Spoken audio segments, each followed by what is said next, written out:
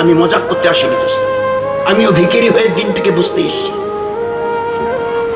যেদিন থেকে এই মুসলমান আল্লাহর ঘরকে, যেদিন থেকে ঘরের মা বোনেরা নিজের ঘরের ইবাদতকে বরবাদ করা শুরু করে দিয়েছেন, আল্লাহ নারাজ হয়ে আমাদের ঘরকে আল্লাহ পাক অনাবাদ করার জন্য আল্লাহ আসমানে ফয়সালা করেছে, যার জন্য সব আওয়াজ উঠছে আজকের। নয়তো এগুলো আওয়াজ হিম্মত ছিল না কারো দুনিয়ায়। হ্যাঁ, নয়তো মুসলমানের জীবন গোটা দুনিয়া দেখেছে। এই দুনিয়া নবীর উম্মত, দিনের উপরে চলনেওয়ালা, মজাক করতে আসেনি, আল্লাহর দিনকে বুকে করে নিয়ে এসি। তোর বুকের উপর দিয়ে আমাদের ঘোড়া যাবে, খবরদার এক ফোঁটা পানি যেন কোনো ঘোড়ার পায়ে না লাগে। তাজলা ওই নদীর 64 কিলোমিটার, সাদ বিন আবি ওয়াক্কাস রাদিয়াল্লাহু তাআলা আনহুর সঙ্গে 10,000 সাহাবা দরিয়ার পিঠের উপর দিয়ে ঘোড়া চালিয়ে চলে গেছে। হিম্মত হয়নি ওই দরিয়ার পানির একটা ঘোড়ার ঘুরের এক বিন্দু স্পর্শ করে। আল্লাহ দেখিয়ে দিয়েছিল মুসলমানের জীবন কেমন ছিল, এদের হাতে কি দেওয়া ছিল। এই আফ্রিকার জঙ্গলের জানোয়ারেরা, নবীর উম্মত মুসলমান আমরা আল্লাহর দিনকে সিনায় করে নিয়ে এসেছি। কতদিন থাকতে হবে জানি না, 2 দিন সময় দিলাম তোমাদের। পুরো জঙ্গল খালি করে দাও। আফ্রিকার জঙ্গল মানে 2-4-5 কিলোমিটার, বলুন না। আমাদের যারা মাস্টারমশাই আছে জিজ্ঞাসা করবেন, এক একটা করে জঙ্গল 60-70-80 কিলোমিটার লম্বা। একজন সাহাবী আওয়াজ লাগিয়েছে, মাশওয়ারা করে সাহাবাদের জামাত গেছিল, একজন বলছে ভাই তুমি একটু আওয়াজ লাগাও। তো আল্লাহ জানিয়ে দিয়েছিলেন আমাদের বাপ ইব্রাহিম আলাইহিস সালাম, এ আমার খলিল আওয়াজ লাগাও আমার এই ঘরের বাইতুল্লাহর জিয়ারতের জন্য। তুমি আওয়াজ লাগানোওয়ালা, পৌঁছাবার জিম্মেদারি আমার। উলামা হযরতদের জিজ্ঞাসা করুন,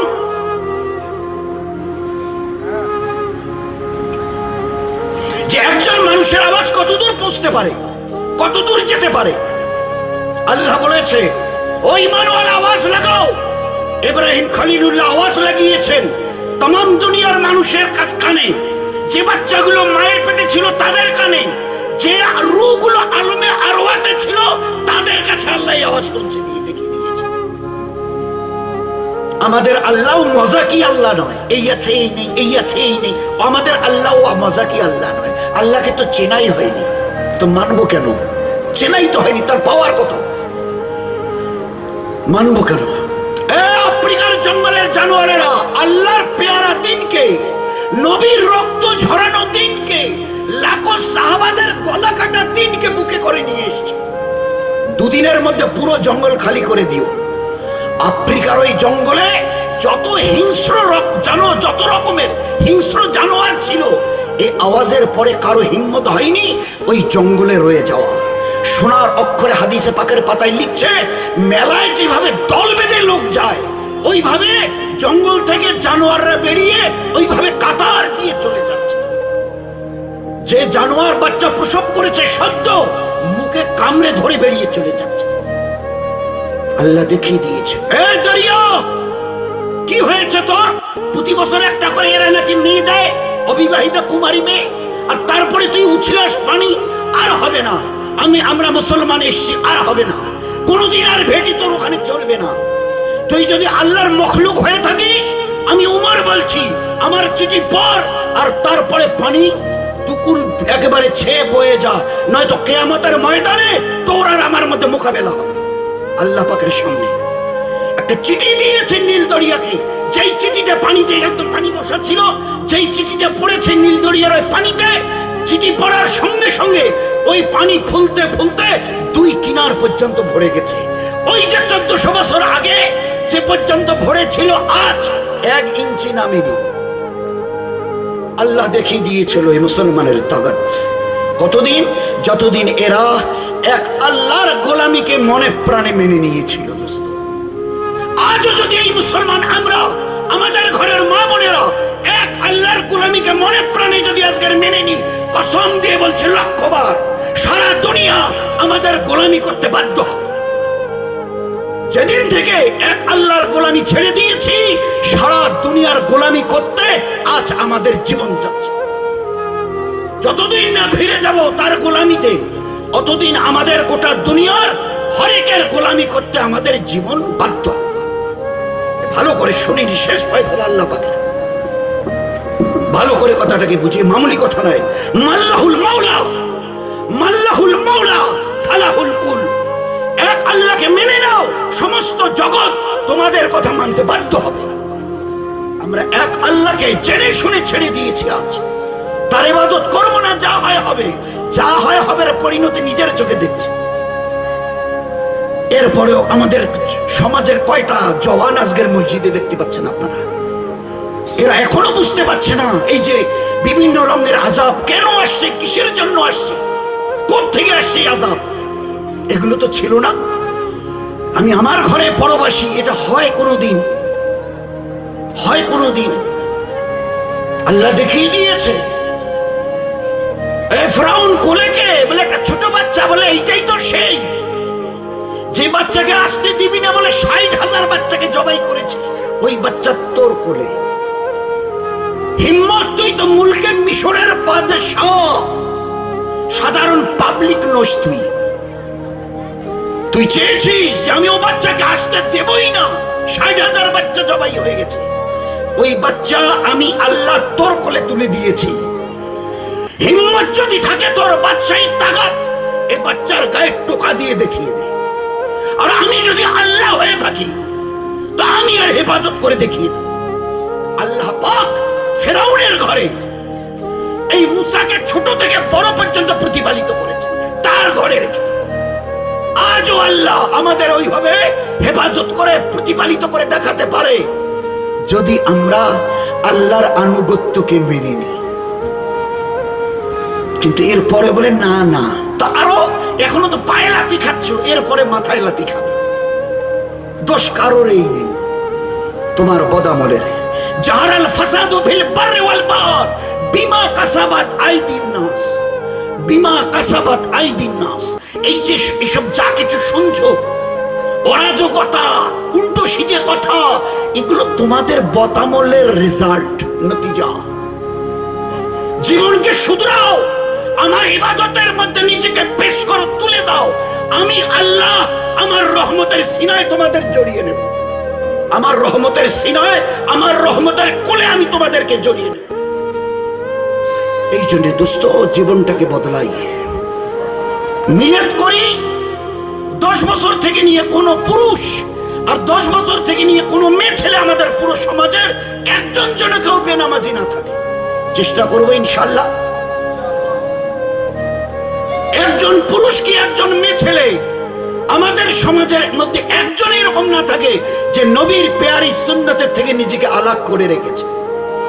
থু যদি ফেলতে হয়, ছাপ যদি ফেলতে হয়, আমার পেয়ারা নবীর সুন্নত তরিকায় ফেলবো। হাত পায়ের নখ যদি কাটতে হয় তো নবীর সুন্নত তরিকায় কাটবো। পায়ের জুতো যদি পরতে হয়, খুলতে হয়, আমার নবীর সুন্নত তরিকায়। তো জীবনের প্রতিটি কাজকে ফের আল্লাহ ওই দিন দেখিয়ে দিবে যেদিন হযরতে সাহাবা ইকরাম রাদিয়াল্লাহু আনহুম আজমাইনদের দেখিয়ে দিয়েছে রহমত কাকে বলে, বরকত কাকে বলে, ইজ্জত কাকে বলে, হেফাজত কাকে বলে, আল্লাহ দেখিয়ে দিয়েছে। এ আমার মাওলা 313 আঙ্গুলে গোনা, খালি হাত, কিছু নেই। যারা আসছে দল বেঁধে, হাজারের ঊর্ধ্বে, একদম হাতে অস্ত্রে শস্ত্রে সজ্জিত হয়ে, এ আল্লাহ মুট্টি ভর তোমার আমার উম্মত, মুট্টি ভর, আঙ্গুলে গোনা 313। এরা যদি আজকের দুনিয়া থেকে চলে যায়, কিয়ামত পর্যন্ত তোমার নাম লেনেওয়ালা দুনিয়া কেউ থাকবে না। এ আমার মাওলা, এই 313 বেবসি, বেকসি, বেসাহারা ওয়ালা, তুমি একমাত্র হেফাজত করে নেওয়ালা। আসছে যারা দল বেঁধে হাজারের ঊর্ধ্বে তৈরি হয়ে, আল্লাহ পাক নবীজিকে, আমার পেয়ারা হাবিব, আর কাঁদিও না, চোখ তুলে তাকাও, চোখ তুলে তাকাও। আল্লাহ রসুল হুজুরের ইশারায়, আল্লাহ রসুল আল্লাহর ইশারায় চোখ তুলে তাকিয়েছেন। দেখে আসমান থেকে 5000 ফেরেশতা পাহাড়ের উপরে নাজিল হচ্ছে। 5000। আমরা বদরে গেছিলাম, তখনকার আরবের সাথীদের জিজ্ঞাসা করলাম, ভাই আমাদের দেখিয়ে দেন না কোন পাহাড়টাতে ফেরেশতারা। বলছে সব পাহাড় দেখছেন না লাল লাল, ওই যে পাহাড়টা মাটি মাটি রং, মেটো রঙের, ওই যে পাহাড়টা দেখতে পাচ্ছেন পশ্চিমে, ওই পাহাড়ের উপরে 5000 ফেরেশতা নাজিল হয়েছিল। আর 313-র সঙ্গে হাজারের মোকাবেলা। ওই যে নিচে গাছটা, আমরা একটু উঁচুতে আছে, ওই যে নিচে গাছটা, ওই গাছটার এখন একটু চিহ্ন আছে। ওই গাছের নিচে আল্লাহ রসুল সারা রাত চোখের পানি ফেলে এই উম্মতের জন্য দোয়া, হেফাজতের জন্য দোয়া মেঙ্গেছেন। আর তার পাশে ওই যে একটা কুয়ো মতো দেখা যায়, ওইখানে মোকাবেলা হয়েছিল। আর ওই পাহাড়ের উপরে 5000 ফেরেশতা অস্ত্রে শস্ত্রে আল্লাহ পাক নাজিল করে দিয়ে 313-র মদত করে জয় আল্লাহ জয় করে দিয়ে দেখিয়ে দিয়েছে। ও আল্লাহ রিটায়ার করেনি, ও আল্লাহ না অনেক বয়স হয়ে গেল তো বোধহয় রিটায়ার করে গেছে, নাউজুবিল্লাহ।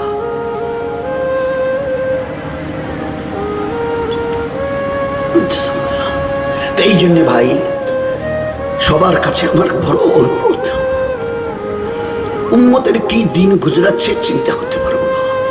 7.5 লাখ তারও বেশি মায়ানমার, নিজের ঘর বার জায়গা ভিটা জায়গা জমিদার যা কিছু ছিল, চাকরি নকরি, এখন পরবাসী। তারা যাদের এত কিছু ছিল, পরের ঘরের বাংলাদেশি ওয়ালাদের দরজায় গিয়ে ভিক মাংছে, আমাদের আধা কাটা জমি দিবেন, তাবু গেড়ে একটু থাকবো। আপনার ওই বাড়ির জঙ্গলের ওই দিকটায় একটা তাবু গাড়ার মতো জায়গা দেবেন, বাচ্চা কাচ্চা নিয়ে রাত কাটাবো। ভিখারি 8 লাখের কাছে। চীনে খবর নেন মুসলমানের কি অবস্থা, নয় দুরবস্থা। এসব চোখে দেখেও কানে শুনেও যদি মনে করি না এখনো আমাদের জীবনের পরিবর্তনের এখনো সময় আসেনি, আরো আযাব ঘনীভূত হোক, গাঢ় হোক, একটু উপরে দেখা পাচ্ছে, এটা আমাদের মাথার উপরে এসে ছুঁয়ে যাক, তা তো বলার কিছু নেই। আজও যদি উম্মত আপনি আমি আমরা নিয়ত করি আল্লাহ পাকের সর্বশ্রেষ্ঠ হুকুমকে, 5 ওয়াক্তের নামাজকে আমরা কেউ কাজা করবো না, চেষ্টা যদি করে আল্লাহ করে দেখান। শ্রীলঙ্কা একটা দেশ, আমরা যে সময় গেছিলাম 82-83 জন নামাজি ছিল এই কটা বছর মেহনতে। এখন শ্রীলঙ্কায় 100 জন পুরুষ এবং মেছেলে নামাজি, শতকরা নামাজি। সাউথ আফ্রিকার মৌরে তানিয়ে একটা গোটা দেশ, কসম খেয়ে বলছি, এটা মামুলি কথা নাই, মামুলি কসম খাওয়া এমনি শরীয়তে একটু শক্ত, এর মধ্যে পুরো হক্কানিয়ত যদি না থাকে তো খবরদার, কসম। তো কসম খেয়ে বলছে, পুরো মৌরে তানিয়ে একটা দেশ, 10 বছর থেকে নিয়ে কোনো পুরুষ আর 10 বছরই মেয়ে ছেলে থেকে নিয়ে কোনো মেয়ে ছেলে উপরের একজন গোটা দেশে বেনামাজি নেই। How it was possible? শেষ রাতে তাহাজ্জুদে উঠে 2 রাকাত চোখের গরম গরম পানি ফেলে আল্লাহকে মানিয়েছে, আল্লাহ তোর হাবিবের উম্মত আর ইমানের বাইরে যারা আছে তারাও তো তোমারই বান্দা বান্দি, তোমার হাবিবের আমরা যেমন, তারাও তো উম্মত উম্মতিয়া। তুমি যদি হেদায়েতের দরজা না খোলো, হেদায়েত তাদেরকে না দাও, কে দেবে? দোয়া আর দোয়ার সাথে একটু মেহনত হয়েছে। আমরা বোধহয় আমাদের এই এলাকার, এই চামটার এই এলাকার একটা ঘর বোধহয় দেখাতে পারবো না যে আমাদের ঘরে আমরা 6 জন মেম্বার, স্বামী স্ত্রী, 2টা ছেলে, একটা বৌমা, একটা মেয়ে। আপনি দেখে নেন আমাদের মধ্যে একজন কেউ বেনামাজি নেই, আপনি দেখে নেন, খবর নেন আমাদের বাড়ি, বলে একটা ঘর দেখাতে পারবো না। গোটা দেশ মৌরিতানিয়া একজন বেনামাজি নেই। এলমিয়াতের খবর, প্রতি 100 জন পুরুষের মধ্যে 75টা পুরুষ কোরআনের হাফেজ, আর প্রতি 100 জন মেয়ে ছেলের মধ্যে 75টা মেয়ে ছেলে কোরআনের হাফেজ। আমাদের জামাত বাসে করে যাচ্ছিল, সামনে 2টো মেয়ে, এই 18-19 বছরের, তো গল্প করছে। তো এদের গল্প শুনে এদের একটু কিউরিসিটি, তো যখন বাসটা যেখানে যাওয়ার ওখানে দাঁড়িয়ে গেছে, ওরাও নেমেছে, জামাতের সাথীরাও আমাদের নেমে গেছে। তো মেয়ে দুটোকে কাছে মহব্বতের সঙ্গে ডেকে জিজ্ঞাসা করছে, তোমরা আরবি পড়েছ না? তো মেয়ে দুটো উত্তর দিয়েছে, হ্যাঁ, আপনাদের দোয়া, ও কোরআনে হাফেজ, আমিও কোরআনের হাফেজ। আচ্ছা, জাযাকাল্লাহ। তো তোমরা হাদিসের কিতাব পড়েছো?